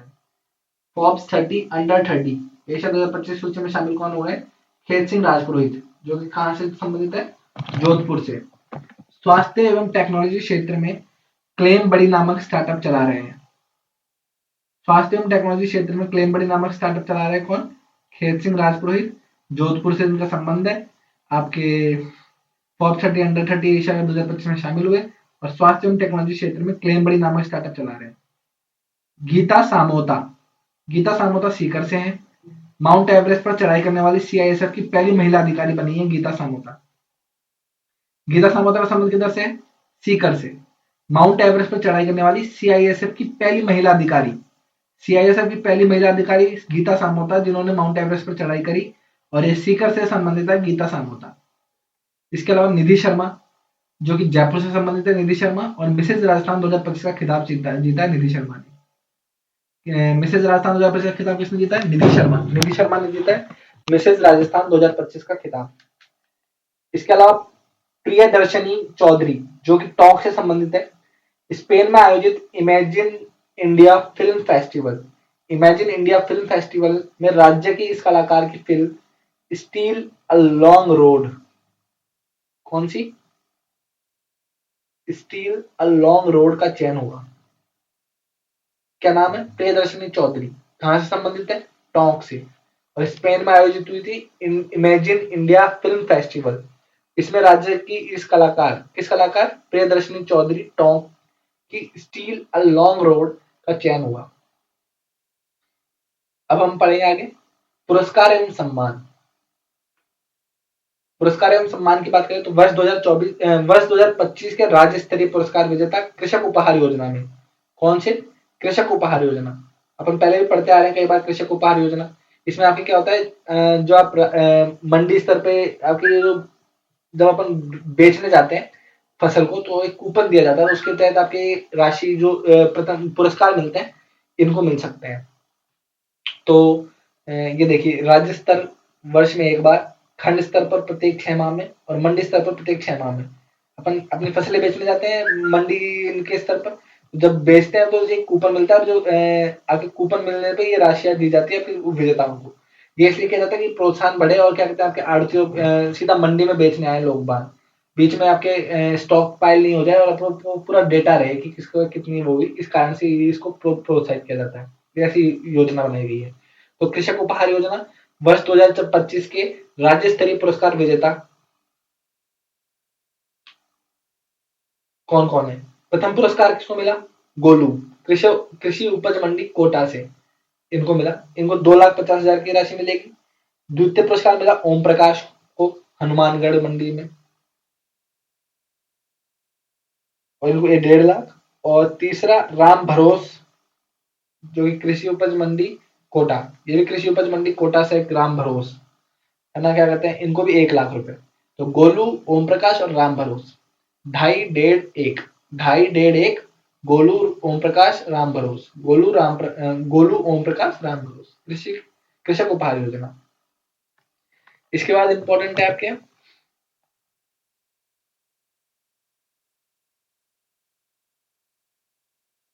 मारवाड़ रत्न पुरस्कार। मारवाड़ रत्न पुरस्कार की बात करें तो आपके मेहरानगढ़ म्यूजियम ट्रस्ट द्वारा, किसके द्वारा? मेहरानगढ़ म्यूजियम ट्रस्ट द्वारा दिया जाता है मारवाड़ रत्न पुरस्कार। 12 मई को जोधपुर स्थापना दिवस पर 18 श्रेणियों में प्रदान किए गए। कब? 12 मई को जोधपुर स्थापना दिवस मनाया जाता है 12 मई को। उसके तहत आपके क्या कहते हैं मारवाड़ रत्न पुरस्कार मारवाड़ म्यूजियम ट्रस्ट द्वारा दिए गए। और अवनी लेखरा, इसमें प्रमुख पुरस्कार 18 श्रेणियों में प्रदान किए गए थे, पर प्रमुख पुरस्कार है अवनी लेखरा को चिरंजीवी युवराज शिवराज सिंह सम्मान। कौन सा? चिरंजीवी युवराज शिवराज सिंह, चिरंजीवी युवराज शिवराज सिंह सम्मान किसे मिला? चिरंजीवी युवराज शिवराज सिंह पुरस्कार सम्मान अवनी लेखरा को। और बतुल बेगम को मिला महाराजा विजय सिंह सम्मान। बतुल बेगम को कौन सा मिला? महाराजा विजय सिंह सम्मान। महाराजा विजय सिंह सम्मान किसे मिला? बतुल बेगम, बतुल बेगम को महाराजा विजय सिंह सम्मान, बतुल बेगम महाराजा विजय सिंह सम्मान। और आपके चिरंजीवी युवराज शिवराज सिंह सम्मान मिला अवनी लेखरा को, और विजय सिंह सम्मान बतुल बेगम को। इसके बाद संस्थागत अवार्ड की बात करते हैं। गोविंद नगर कोटा आयुष्मान आरोग्य मंदिर केंद्रीय स्वास्थ्य एवं परिवार कल्याण मंत्रालय की ओर से नेशनल क्वालिटी अश्योरेंस स्टैंडर्ड प्रमाण पत्र से सम्मानित हुआ। जो गोविंद नगर है ना कोटा के अंदर, ये जो है आयुष्मान आरोग्य मंदिर, मतलब आप लोगों को पता है कि जो आपके जो पब्लिक प्राइमरी हेल्थ सेंटर्स होंगे वो आपके पीएचसी होंगे वो आयुष्मान आरोग्य मंदिर कहलाएंगे। तो आयुष्मान आरोग्य मंदिर केंद्रीय स्वास्थ्य एवं परिवार कल्याण मंत्रालय की ओर से नेशनल क्वालिटी एश्योरेंस, क्या? नेशनल क्वालिटी एश्योरेंस स्टैंडर्ड्स प्रमाण पत्र से सम्मानित हुआ कौन? गोविंद नगर कोटा। कौन? गोविंद नगर कोटा। इसके अलावा पत्रिका news act India audio summit and award 2025 में बेस्ट प्रोड्यूस न्यूज पॉडकास्ट से सम्मानित हुआ। तो पत्रिका न्यूज एक्ट जो है, पत्रिका जो न्यूज ऐप है वो आपके India audio summit and awards 2025 में बेस्ट प्रोड्यूस्ड न्यूज पॉडकास्ट से सम्मानित। बेस्ट प्रोड्यूस्ड न्यूज पॉडकास्ट से सम्मानित कौन हुआ? आपके पत्रिका news act India audio summit and award 2025 में। India audio summit and award 2025 में बेस्ट प्रोड्यूस न्यूज पॉडकास्ट से सम्मानित पत्रिका न्यूज एक्ट, वो कौन सा था? Govind Nagar Kota. Rajasthan medical services corporation limited, Rajasthan medical services corporation limited Elets smart government excellence award 2025 से सम्मानित। Elets smart government excellence award 2025, Elets smart government excellence award 2025 से सम्मानित कौन हुआ? Rajasthan medical services corporation limited, Rajasthan medical services corporation limited को elite smart government excellence award, elite smart government excellence award Rajasthan medical service corporation limited. Rajasthan में DLP सड़कों की गुणवत्ता की जांच हेतु सार्वजनिक निर्माण विभाग का नाम इंडिया बुक ऑफ रिकॉर्ड्स में शामिल किया गया। जेईसीआरसी यूनिवर्सिटी जयपुर को अटल इनोवेशन मिशन की ओर से मेंटर इंडिया अकेडमी के रूप में सम्मानित किया गया। जेईसीआरसी यूनिवर्सिटी है, इसको आपके अटल इनोवेशन मिशन की ओर से मेंटर इंडिया अकेडमी के रूप में सम्मानित किया गया। Mentor India Atal innovation mission mentor India academy के रूप से सम्मानित किया गया किसे? जेईसीआरसी यूनिवर्सिटी को। इसके बाद बात करें आपके व्यक्तिगत अवार्ड की, तो वासुदेव देवनानी को जन चेतना मंच द्वारा मेवाड़ गौरव सम्मान से सम्मानित किया गया। जन चेतना मंच मेवाड़ गौरव सम्मान, मेवाड़ गौरव सम्मान से सम्मानित किया कौन? वासुदेव देवनानी। कवि जेठानंद, कवि जेठानंद जो कि बाड़मेर से संबंधित है, दुर्गेश युवा साहित्य पुरस्कार 2025 से सम्मानित हुए। दुर्गेश युवा साहित्य पुरस्कार 2025 से कौन हुए? कवि जेठानंद। कवि जेठानंद का संबंध किधर से है? बाड़मेर। बोलिए वापस, कवि जेठानंद बाड़मेर आपके दुर्गेश युवा साहित्य पुरस्कार 2025 से सम्मानित। दुर्गेश युवा पुरस्कार 2025, दुर्गेश युवा साहित्य पुरस्कार 2025 कवि जेठानंद बाड़मेर, कवि जेठानंद बाड़मेर दुर्गेश युवा साहित्य पुरस्कार 2025 के बाड़मेर को मिला। वासुदेव देवनानी को मेवाड़ गौरव सम्मान आपके जन चेतना मंच द्वारा दिया गया। राजेंद्र मोहन शर्मा, जो कि राजेंद्र मोहन शर्मा है, वो जयपुर से संबंधित है, और साहित्यिक योगदान के लिए वय वंदन पुरस्कार मिला। साहित्य योगदान के लिए कौन सा पुरस्कार मिला इन्हें? वय वंदन पुरस्कार साहित्यिक योगदान के लिए। किसे? राजेंद्र मोहन शर्मा को। राजेंद्र मोहन शर्मा को मिला आपके वय वंदन पुरस्कार। राजेंद्र मोहन शर्मा वय वंदन पुरस्कार साहित्यिक योगदान के लिए, साहित्यिक योगदान के लिए वय वंदन पुरस्कार राजेंद्र मोहन शर्मा। कीर्ति अरोड़ा, कीर्ति अरोड़ा जो है उनको आपके सम्मान मिला। कीर्ति अरोड़ा अलवर से संबंधित है, और पेन स्टेट यूनिवर्सिटी यूएसए ने आउटस्टैंडिंग स्टूडेंट अवार्ड प्रदान किया कीर्ति अरोड़ा को। कीर्ति अरोड़ा जो कि अलवर से संबंधित है, उन्हें पेन स्टेट यूनिवर्सिटी यूएसए ने आउटस्टैंडिंग स्टूडेंट अवार्ड प्रदान किया। कीर्ति अरोड़ा अलवर। राजेंद्र मोहन शर्मा जयपुर, इन्हें वय वंदन पुरस्कार साहित्यिक योगदान के लिए। कवि जेठानंद को जो कि बाड़मेर से संबंधित है, दुर्गेश युवा साहित्य पुरस्कार 2025 सम्मानित। वासुदेव देवनानी मेवाड़ गौरव सम्मान जन चेतना मंच द्वारा दिया गया। कीर्ति अरोड़ा पेन स्टेट यूनिवर्सिटी ने आउटस्टैंडिंग स्टूडेंट अवार्ड प्रदान किया। डॉक्टर चंद्रप्रकाश देवल, डॉक्टर चंद्रप्रकाश देवल का संबंध उदयपुर से है। कहां से संबंधित है डॉक्टर चंद्रप्रकाश देवल? उदयपुर से। राजस्थानी साहित्य के असाधारण सेवा के लिए, राजस्थानी साहित्य के असाधारण सेवा के लिए दीपचंद जैन साहित्य पुरस्कार से सम्मानित हुए कौन? डॉक्टर चंद्रप्रकाश देवल, जो कि उदयपुर से संबंधित है। कौन सा पुरस्कार मिला इन्हें? दीपचंद जैन साहित्य पुरस्कार। तो दीपचंद जैन साहित्य पुरस्कार किसे मिला है? दीपचंद जैन साहित्य पुरस्कार को मिला है डॉक्टर चंद्रप्रकाश देवल उदयपुर। बोलिए, डॉक्टर चंद्रप्रकाश देवल उदयपुर दीपचंद साहित्य पुरस्कार, दीपचंद जैन साहित्य पुरस्कार डॉक्टर चंद्रप्रकाश देवल, डॉक्टर चंद्रप्रकाश देवल दीपचंद जैन साहित्य पुरस्कार, दीपचंद जैन साहित्य पुरस्कार डॉक्टर चंद्रप्रकाश देवल। अभिषेक श्रीवास्तव, ये राजस्थान पत्रिका से संबंधित है। अभिषेक श्रीवास्तव का, इन्हें पंडित मदन मोहन मालवीय राष्ट्रीय पत्रकारिता रत्न पुरस्कार से सम्मानित किया गया। पंडित मदन मोहन मालवीय राष्ट्रीय पत्रकारिता पुरस्कार से सम्मानित किसे किया गया? अभिषेक श्रीवास्तव को। अभिषेक श्रीवास्तव को पंडित मदन मोहन मालवीय राष्ट्रीय पत्रकारिता रत्न पुरस्कार से सम्मानित किया गया। अरुण योगीराज, कर्नाटक के मूर्तिकार है अरुण योगीराज। महाराजा गंगा सिंह विश्वविद्यालय द्वारा पीएचडी की मानद उपाधि प्रदान की गई। अरुण योगीराज को जो कि कर्नाटक के मूर्तिकार हैं, इन्हें महाराजा गंगा सिंह विश्वविद्यालय द्वारा पीएचडी की मानद उपाधि प्रदान की गई। शायद ये वही अरुण योगीराज जिन्होंने आपके श्री राम जी की मूर्ति बनाई थी राम मंदिर के लिए। तो महाराजा गंगा सिंह विश्वविद्यालय ने आपके पीएचडी की मानद उपाधि प्राप्त की अरुण योगीराज को। अभिषेक श्रीवास्तव, डॉक्टर चंद्रप्रकाश देवल हमें याद है।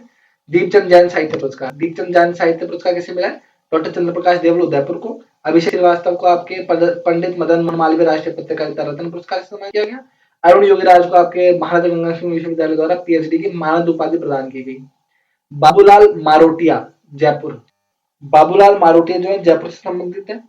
और हस्तशिल्प कला में उत्कृष्ट योगदान हेतु वरिष्ठ नागरिक राष्ट्रीय पुरस्कार 2022 से सम्मानित किया गया बाबूलाल मारोटिया को। तो बाबूलाल मारोटिया जयपुर से संबंधित है, हस्तशिल्प कला में उत्कृष्ट योगदान हेतु आपके वरिष्ठ नागरिक राष्ट्रीय पुरस्कार 2022 से सम्मानित। वरिष्ठ नागरिक राष्ट्रीय पुरस्कार 2022, बोलिए वरिष्ठ नागरिक राष्ट्रीय पुरस्कार, वरिष्ठ नागरिक राष्ट्रीय पुरस्कार 2022 से बाबूलाल मारोटिया, बाबूलाल मारोटिया जयपुर, हस्तशिल्प कला में उत्कृष्ट योगदान हेतु। इसके बाद है रेखा राव, रेखा राव कोटा से संबंधित है, केसीएफ दादा साहेब फाल्के अवार्ड 2025 सम्मानित। केसीएफ दादा साहेब फाल्के अवार्ड 2025 से सम्मानित कौन है? रेखा राव कोटा से संबंधित है। कहां से संबंधित है रेखा राव? कोटा से। केसीएफ दादा साहेब फाल्के अवार्ड 2025 से सम्मानित किया गया है। केसीएफ दादा साहेब फाल्के अवार्ड 2025 से सम्मानित रेखा राव कोटा। इसके बाद है राजेश पांचाल, राजेश पांचाल आपके चित्तौड़गढ़ से। राजेश पांचाल चित्तौड़गढ़ से संबंधित है, असिस्टेंट कमांडेंट सीआरपीएफ में है ये, और राष्ट्रपति द्वारा शौर्य चक्र से सम्मानित हुए राजेश पांचाल चित्तौड़गढ़। जो राजेश पांचाल है वो राष्ट्रपति द्वारा शौर्य चक्र से सम्मानित हुए हैं राजेश पांचाल, और असिस्टेंट कमांडेंट सीआरपीएफ में असिस्टेंट कमांडेंट है ये, और राष्ट्रपति द्वारा शौर्य चक्र से सम्मानित। भाना रामगढ़ी, भाना रामगढ़ी की बात करी जाए तो जयनारायण व्यास विश्वविद्यालय में प्रोफेसर है आपके भाना रामगढ़ी। मलेशिया में आयोजित अंतरराष्ट्रीय कॉन्फ्रेंस में लाइफ टाइम अचीवमेंट अवार्ड से सम्मानित हुए। मलेशिया में आयोजित हुई थी अंतरराष्ट्रीय कॉन्फ्रेंस, उसमें लाइफ टाइम अचीवमेंट अवार्ड से सम्मानित हुए कौन? भाना रामगढ़ी। कहां से? जयनारायण व्यास विश्वविद्यालय में प्रोफेसर है भाना रामगढ़ी, और मलेशिया में आयोजित अंतरराष्ट्रीय कॉन्फ्रेंस में लाइफ टाइम अचीवमेंट अवार्ड से सम्मानित हुए। इसके बाद है, एक बार वापस से रिकैप कर लेते हैं। अरुण योगराज को मानद पीएचडी की उपाधि दे दी। बाबूलाल मारोटिया हस्तशिल्प के हैं, और वरिष्ठ नागरिक राष्ट्रीय पुरस्कार 2022 से सम्मानित किया गया। रेखा राव कोटा को केसीएफ दादा साहेब फाल्के अवार्ड मिल गया। राजेश पांचाल जो कि चित्तौड़गढ़ से शौर्य चक्र में मिला इनको, और आपके सीआरपीएफ में असिस्टेंट कमांडेंट है। भाना रामगढ़ी आपके जयनारायण व्यास विश्वविद्यालय में आपके ये प्रोफेसर है, और मलेशिया में आयोजित अंतरराष्ट्रीय कॉन्फ्रेंस में लाइफ टाइम अचीवमेंट अवार्ड से सम्मानित हुए। नारायण गुर्जर जो कि राजसमंद से संबंधित है, नारायण गुर्जर का संबंध कहां से? राजसमंद से। सिंगापुर में पॉलीमर उद्योग के नवाचार के लिए फोर्ब्स 100 एशिया वॉच अवार्ड। तो सिंगापुर में पॉलीमर उद्योग के नवाचार के लिए फोर्ब्स 100 एशिया वॉच अवार्ड से सम्मानित किया। फोर्ब्स 100 एशिया वॉच अवार्ड से सम्मानित किसे किया गया? नारायण गुर्जर राजसमंद। नारायण गुर्जर जो कि संबंधित कहां से? राजसमंद से। क्या किया इन्होंने? सिंगापुर में पॉलीमर उद्योग के नवाचार के लिए फोर्ब्स 100 एशिया अवार्ड से सम्मानित। अनुराग मालू अजमेर से संबंधित है। वर्ल्ड इकोनॉमिक फोरम ने 2025 के लिए यंग ग्लोबल लीडर चुनाए ने। वर्ल्ड इकोनॉमिक फोरम ने यंग ग्लोबल लीडर 2025 के लिए किसे चुना है? अनुराग मालू को। इनका संबंध कहां से है? अजमेर से। अनुराग मालू का संबंध अजमेर से है। वर्ल्ड इकोनॉमिक फोरम ने 2025 के लिए यंग ग्लोबल लीडर चुना है। नेक्स्ट है महत्वपूर्ण तथ्य, ऑपरेशन सिंदूर को पाठ्यक्रम में शामिल करने वाला राजस्थान देश का पहला राज्य बना। राज्य युवा बोर्ड यूनिसेफ के सहयोग से, राज्य युवा बोर्ड जो है यूनिसेफ के सहयोग से राज्य के सरकारी विद्यालयों के विद्यार्थियों हेतु मेंटल हेल्थ अवेयरनेस कार्यक्रम का संचालन कर रहा है। कौन कर रहा है मेंटल हेल्थ अवेयरनेस कार्यक्रम का संचालन? राज्य युवा बोर्ड। किसकी सहायता से? यूनिसेफ की सहायता से। एम्स जोधपुर ने एम्स कैंसर की पहचान एवं रोकथाम हेतु एमओयू किया है। राजस्थान देश का पहला राज्य है जहां चिकित्सा सेवाओं के सुदृढ़ीकरण के लिए एआई आधारित मॉनिटरिंग सिस्टम बनाया गया है। तो राजस्थान देश का पहला राज्य बन गया जहां चिकित्सा सेवाओं के सुदृढ़ीकरण के लिए एआई आधारित मॉनिटरिंग सिस्टम बनाया गया है। देश का पहला high speed railway test track Jaipur से जोधपुर रेल मार्ग 64 किलोमीटर पर बनाया जा रहा है। तो देश का पहला high speed railway test track कहां बनाया जा रहा है? जयपुर से जोधपुर बीच में। कितना किलोमीटर? 64 किलोमीटर। केंद्रीय संस्कृति एवं पर्यटन मंत्री गजेंद्र सिंह शेखावत, कौन है? गजेंद्र सिंह शेखावत है केंद्रीय संस्कृति एवं पर्यटन मंत्री, द्वारा दुबई में राजस्थान पर्यटन स्टैंड का उद्घाटन किया गया। दुबई में क्या किया गया? राजस्थान पर्यटन स्टैंड का उद्घाटन किसके द्वारा? गजेंद्र सिंह शेखावत के द्वारा, जो कि केंद्रीय संस्कृति एवं पर्यटन मंत्री हैं। राजस्थान पर्यटन स्टैंड का उद्घाटन किया दुबई में। इसके बाद है सम्मेलन और समारोह। फिर इसके बाद अंतरराष्ट्रीय स्टार्ट होता है, अंतरराष्ट्रीय करेंगे अपन अगले पार्ट के अंदर। तो अभी सम्मेलन और समारोह व उत्सव कर लेते हैं। Association of small and medium newspapers of India का राष्ट्रीय अधिवेशन हुआ। Association of small and medium newspapers, कौन से? Small and medium newspapers of India का राष्ट्रीय अधिवेशन हुआ। ये संस्करण 31वां संस्करण था। आयोजन कॉन्स्टिट्यूशनल क्लब जयपुर में किया गया। कहाँ किया गया? Constitutional club Jaipur. उद्घाटन किसके द्वारा किया गया? वासुदेव देवनानी के द्वारा। 28 वरिष्ठ पत्रकारों को सम्मानित किया गया इस कॉन्फ्रेंस में आपकी। और निम्नलिखित का विमोचन किया गया। किस किस का? कलम कुंभ एसोसिएशन की स्मारिका थी। और गुंजता एकांत, ये अनुराग शर्मा का काव्य संग्रह था। क्या? गूंजता एकांत। तो गूंजता एकांत अनुराग शर्मा का काव्य संग्रह और कलम कुंभ एसोसिएशन की स्मारिका, इनका विमोचन भी किया गया। और कुछ मुख्य सम्मेलन और उत्सव की बात कर लेते हैं। राष्ट्रीय आरोग्य मेला कहाँ लगा? जयपुर में। राष्ट्रीय आरोग्य मेला जयपुर में। गोपालक राष्ट्रीय सम्मेलन भी जयपुर में। राष्ट्रीय सहकार मेला जयपुर में। रंगरीत कला महोत्सव जयपुर में। एजुफेस्ट जयपुर में। युवा कृषक संवाद जयपुर। पंचकल्याणक महोत्सव अजमेर। पंचकल्याणक महोत्सव Ajmer. Bharat solar expo Udaipur. Bharat solar expo कहाँ हुआ? उदयपुर में। वापस बताता हूँ। राष्ट्रीय आरोग्य मेला जयपुर में। आयोजक कौन थे? अखिल भारतीय आयुर्वेद महासम्मेलन, इसका आयोजक रहा कौन? अखिल भारतीय आयुर्वेद महासम्मेलन जयपुर में किया राष्ट्रीय आरोग्य मेला। दूसरा गोपालक राष्ट्रीय सम्मेलन। गोपालक राष्ट्रीय सम्मेलन की बात करें तो जयपुर में, और इसका संस्करण पहला था गोपालक राष्ट्रीय सम्मेलन का। राष्ट्रीय सहकार मेला जयपुर। गीत कला महोत्सव जयपुर। एजुफेस्ट जयपुर। युवा कृषक संवाद जयपुर। पंचकल्याण महोत्सव अजमेर। और भारत सोलर एक्सपो उदयपुर। ठीक है, तो आज का वीडियो को खत्म करते हैं अपन यहीं पर।